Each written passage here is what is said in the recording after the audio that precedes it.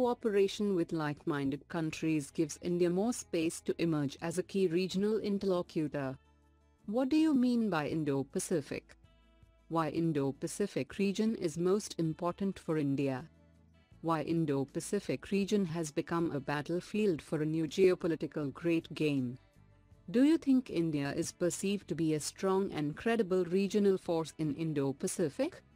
GS Paper 2, Bilateral, Regional and Global Groupings and Agreements Involving India and/or Affecting India's Interests.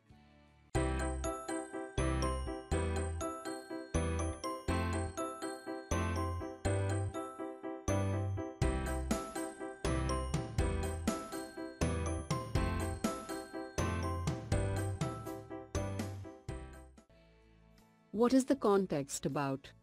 The recent visits of Bangladesh Prime Minister Sheikh Hasina and Australian Prime Minister Malcolm Turnbull to India exemplify not only the country's rising global profile, but also its growing stakes in the larger Indo-Pacific.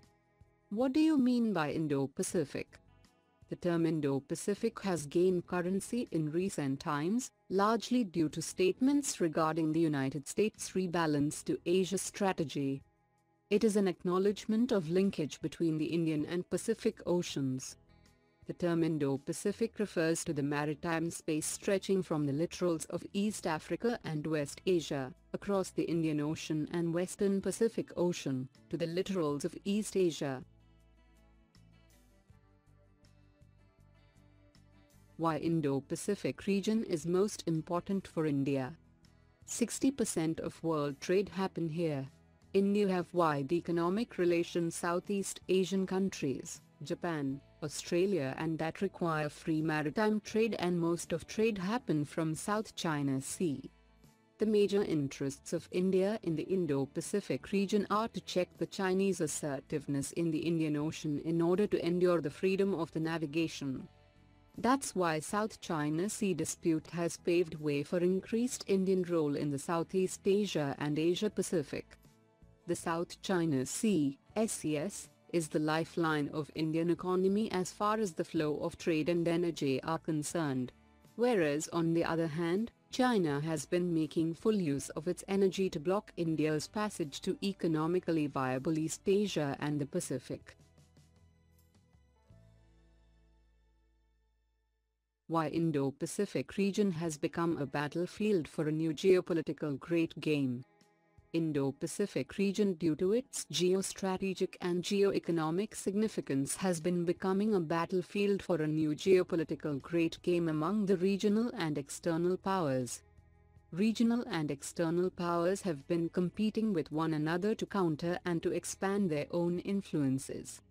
For their geopolitical and geostrategic interests, the external and regional powers have been following special policy frameworks like the USA's Asia Pivot Policy, the Trans-Pacific Partnership, TPP, the Transatlantic Trade and Investment Partnership, TTIP, China's Silk Road Economic Belt, SREB, Maritime Silk Road, MSR, Asian Infrastructure Investment Bank, AIIB, the Russia's Asia Pivot and India's Look East Policy, now Act East, policies respectively.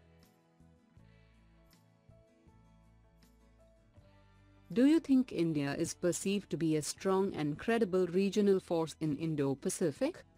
New Delhi's success in engaging countries such as Japan, Australia, Vietnam, Malaysia and Indonesia in recent years is testament to the growing demand in the region for a larger Indian role and presence.